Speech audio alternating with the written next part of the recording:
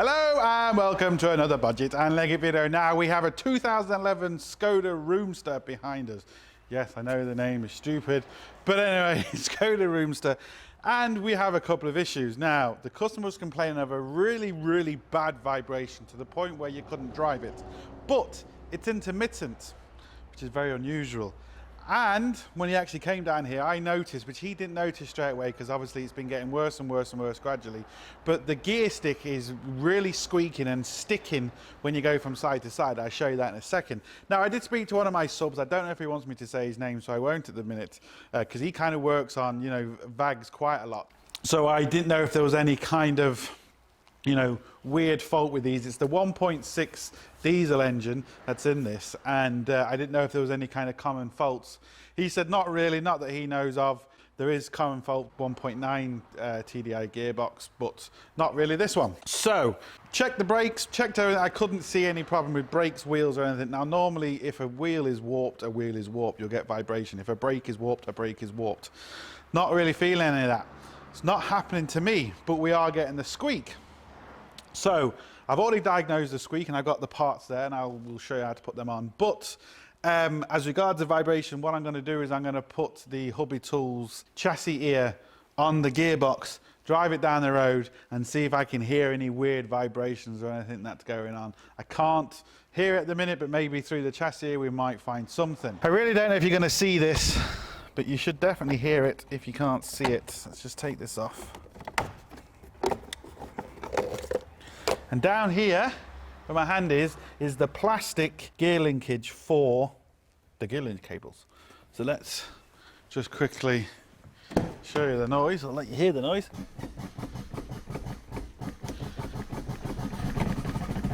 As you can hear, a horrible squeaking noise. It's really hard to get into third gear, and the hotter the engine gets, the worse it gets. And as you can hear, or see as well, it actually sticks to the side. So it doesn't move freely like it's supposed to. And it's only getting worse. It's done 100-something thousand miles. I'll show you the parts we're going to put in. They're all genuine parts from actual Volkswagen, or Skoda themselves, Volkswagen, all the same thing. And these are the parts. Now, we've got the little clip, we've got the plastic bushing. Yes, I said plastic bushing. That goes inside internally in the gearbox, and we have the plastic housing here. Now this is where our gear links cables connects to, and when it's actually moves, this is what's squeaking. This bushing inside here is actually what's squeaking, but as you can see, very kind of soft, crappy plastic. So, you know, they knew these were going to fail. There's no way these are going to last that long at all. Everything is plastic. I suppose that's the way everything's going. So what I'm going to do, before I actually fit this, we're just going to put the chassis ear on and we're going to drive down the road, and well, maybe I fit this first because maybe the squeak might come through the chassis ear and kind of make me maybe get the wrong noise. So I'm not going to use this part because we don't actually need to, and this is adjustable. So the gear cable at the minute is working absolutely perfectly. Don't need to adjust it. It's not the cable, it's this. So I'm going to take off this and put our new cable on. Let me just take out the airbox, get more room, and then we'll get in there and see what we can do. Sorted. Right, unfortunately, just as I thought, it's going to be very difficult to actually get you down here to see what I'm doing. But essentially, this is where the gear link cable comes on. This is where our plastic bushing comes in. Now we might need to clean the inside where the plastic bushing actually goes into, because that looks like a cast alley block, which could be, you know, full of crap, which is also causing a problem. So that's the thing, but unfortunately there's just no way I'm going to be able to show any of this. I just think it's going to be way too difficult to I'm even struggling myself. So it's just a clip that comes on the end of this. It should hopefully just pull out, and we should be able to put it back reasonably quickly. But unfortunately, I'm just not going to be able to show you. But once I get it out, we'll show you what it looks like compared to the new one.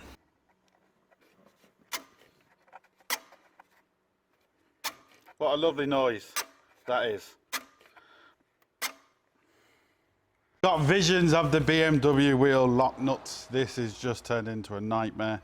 I was looking at the parts again because they didn't really look right, and they're not right.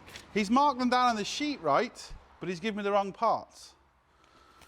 Not only that, the part decided to break inside the housing. And there is no way of, trying to drill it or do anything, so I had to take it off. But to take it off, I had to strip the battery and everything out of it. You have to be aware when you take battery, especially out of modern vehicles, you need to know, is it safe to do it? In other words, is there any modules that still need power? Would you lose the key coding? Will you lose any sort of coding? On this, we just you lose the radio and like the electric windows and stuff, they're easily programmed back in. We don't lose anything major. But you have to be very, very careful. You can see that is just absolutely wedged in there. I mean, to a point where it can't even move. But we've got some very special roller bearings in there. And I'll show you down here in a second. You have to be very careful. And this has to come off in a very special way because otherwise you won't get your gears, which is important. Down there's this special clip. This pole here, which sits your second gear cable on, has to be pushed down, and it kind of locks into a position and it slides off. So you push it down, I can't remember, like 15 degrees or something, you can push it down and it locks. Then when I put it back on, I turn that and it pops back up and we get it into all the right grooves and stuff. So that is important to get that right. What I do is try and take this out. You have to be very careful hitting it because we don't want to loosen up these bearings in here and for them all to explode all over the place. Obviously when we put this back down, we're going to have to seal it. So I'm going to put this in the vise and just get a drift and just drift that out. Once I've done that, we'll see what it looks like.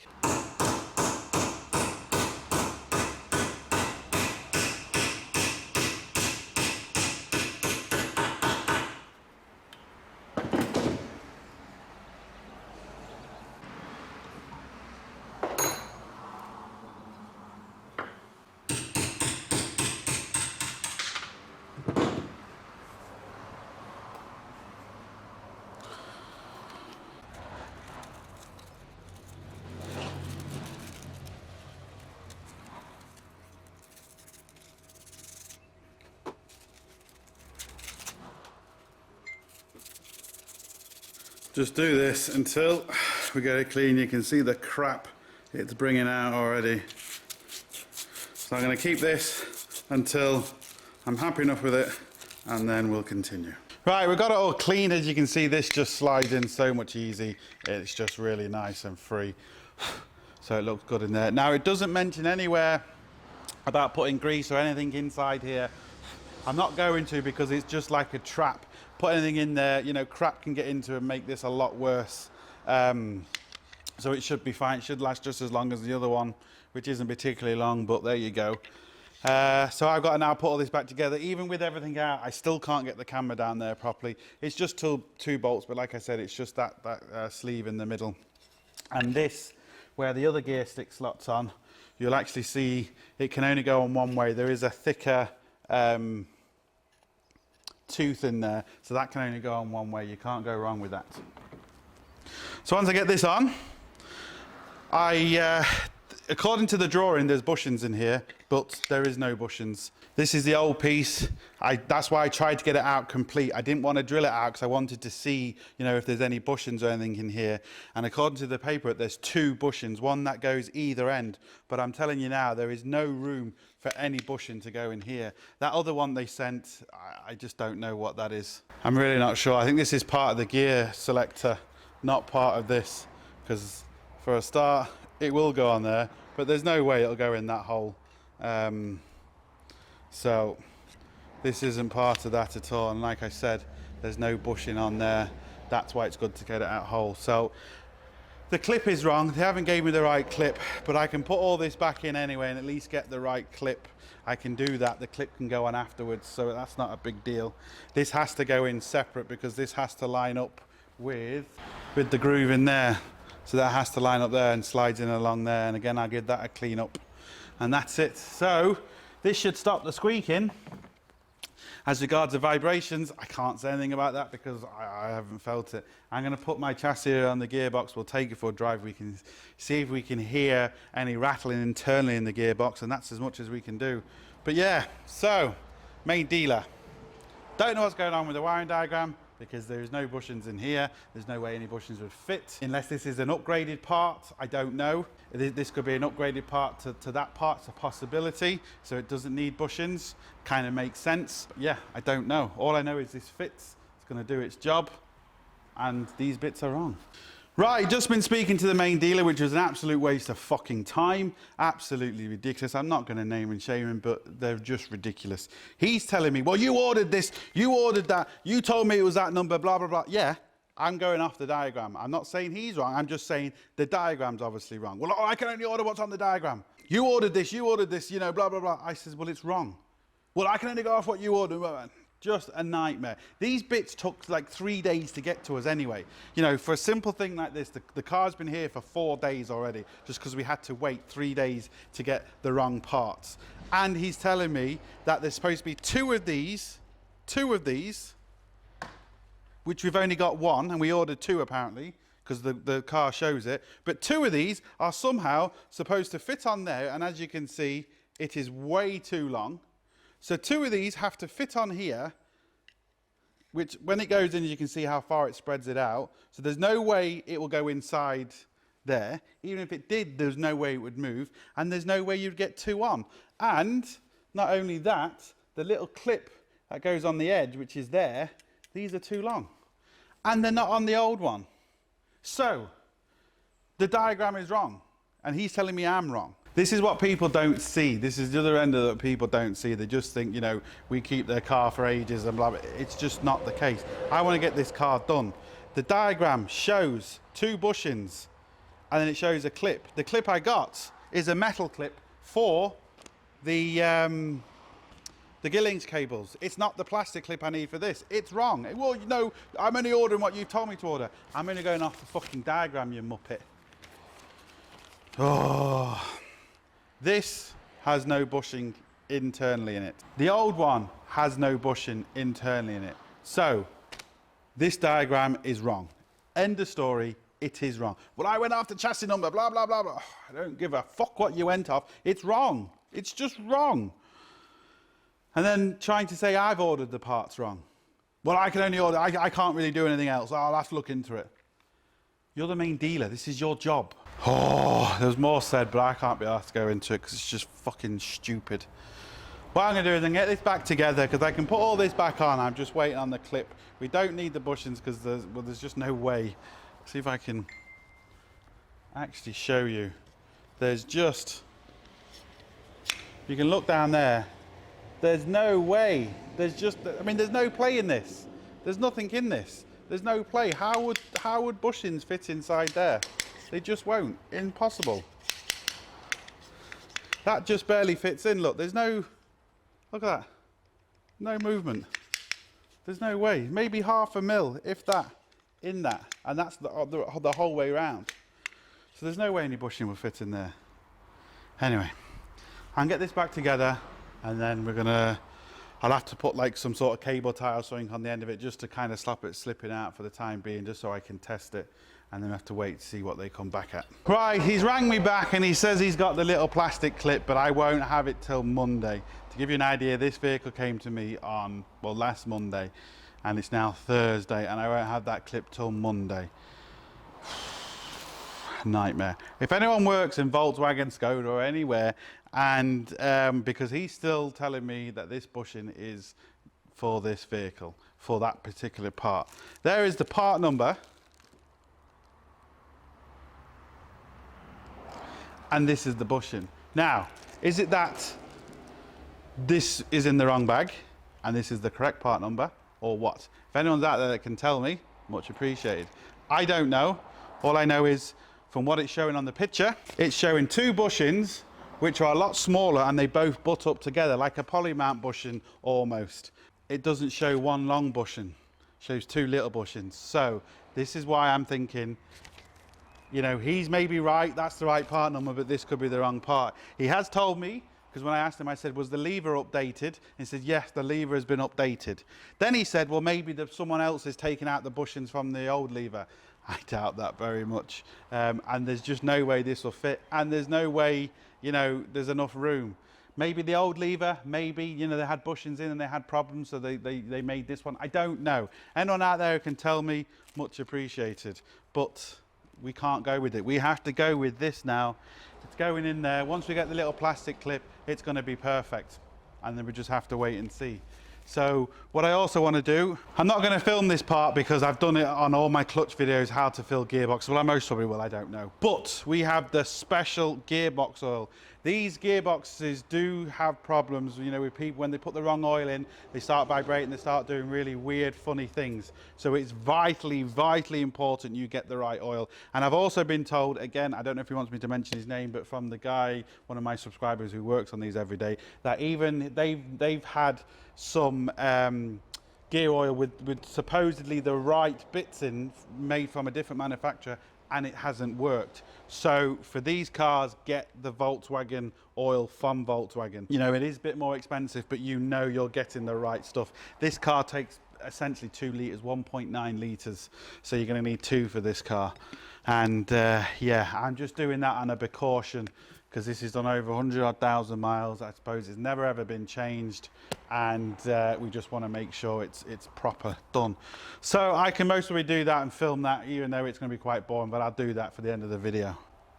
Sorted. Okay, we are underneath this. We're going to drain the oil first, and then we're going to put the fresh stuff in. Now, to remove the sump drain plug and the filler is a H17. So you can see it's a big old Allen key, essentially. And let's hope these actually come off. So this is the filler.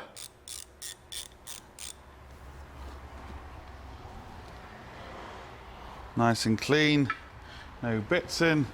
Absolutely stinks, but it's supposed to. Now, ooh.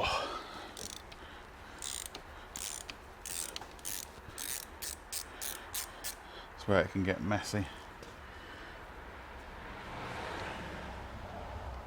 Should really wear gloves.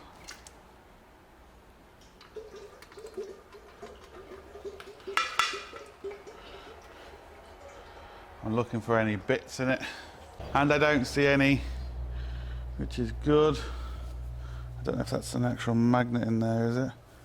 Because that's when you really see bits. It is a magnet. There's a few tiny little bits, but nothing to worry about. And that didn't look like nearly 2 litres of oil to me.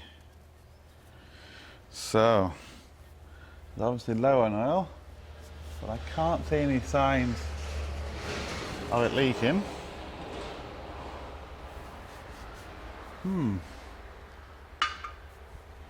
Takes 1.9 litres of oil in and around there. Now I'm just going to let that drain for a few minutes. I'm going to then start putting the oil in. Now I've shown loads of times how to put oil in. I'm going to use a little pump. This is the oil again. I'm going to put the first litre in. Once I've got that in, we'll turn the camera off for kind of the second litre. But I like the fact that they're nice big holes to get into, nice and easy to get as well, which is always nice. So after that's finished draining, I'm going to have to set everything up to put the oil in. Lovely. Right, you've seen this setup loads of times. Here's my pump, here's the oil, here's my 12 volt power supply, you could say. There's the lead, and there's the other lead going into the gearbox. What you do have to be careful with this one is you want to kind of fill these quite slowly, and this pump's a little bit too fast, so I have to keep on and off with the pump.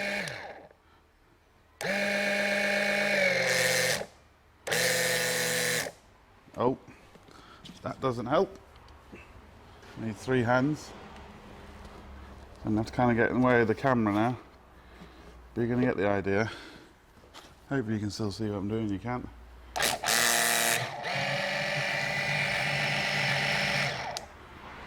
Now I'm going to have to, so I'm just going to struggle to kind of do this and film at the same time. So anyway, what you need to do is you just need to keep filling it quite slowly until it starts coming back out. You can put your finger in, you can feel the level. Like I can feel that that's not level with that 100%. Once I've done that, we'll put the cover back on, and then we have to put the chassis here on the gearbox just want to make sure there is nothing we can hear so we can tell the customer. Right, so that's all done, all plumbed back up. Now I did notice the initial lock came out, as you can see, but it was dripping for a long time, over 5 minutes.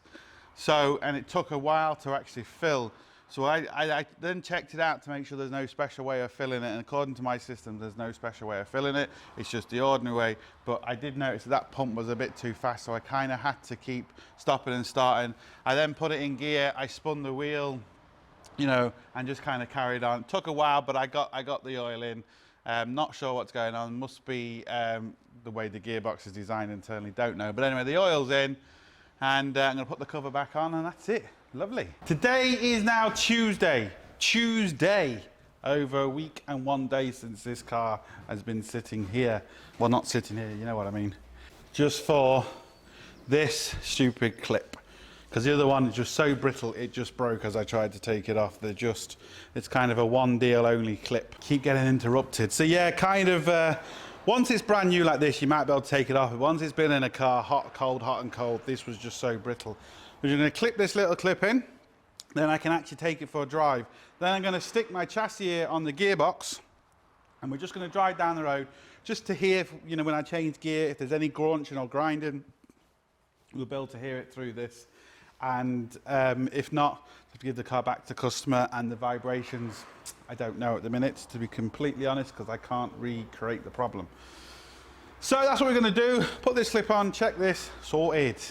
It's not all back on properly, but just so you know, as you can see, no more squeaks. It bounces back, and it goes in every gear. There we go. Sorted. So now third gear should be really easy to get.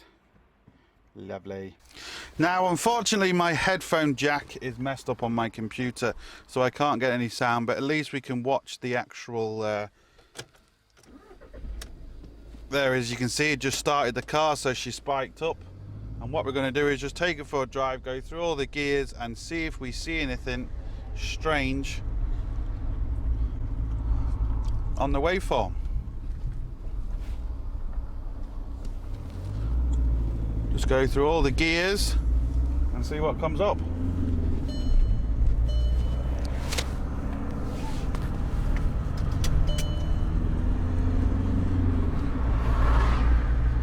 See if we get anything unusual going on. Trying to go through all the gears the same way just to get a... As we can see, nothing unusual, no heavy spikes or anything like that. Just now going to fifth gear. You just see the dip as I change gears. Neutral. You see the dip. There's a nice even sound wave coming out of that, so that means there is definitely nothing happening inside that box, which is obviously a good thing. Second gear, third gear. You can see the dip as I'm changing. Fourth gear, fifth gear. That's just the window buffeting. Yeah, nothing wrong inside that gearbox. It's all good. We can't check anything else. We just got to wait now and see if it comes back for the customer, because I've kind of done all the checks I can possibly do, and I can't recreate the problem or hear or feel anything. Right, it's done. I don't know what happened. My 3.5mm jack on my laptop decided to play up, so I couldn't hear the actual thing in the headphone. I was going to put the camera mic into it, but anyway, it doesn't matter. We can see from the waveform. You can see when I was changing gear, it's dead smooth. There's no grunch and there's no grind and there's no nothing in there. The gear stick isn't sticking. Everything is fine. It's just the vibrations. I have tried absolutely everything. Cannot recreate the problem. Nothing I can do, but at least we know internally in the gearbox is all good. So that's it, people. Look, hope it helps. Please like, share, subscribe, all the usual. Don't forget, links up here, links down below, but most importantly, don't forget, get your hands dirty. See you for the next one. Sorted.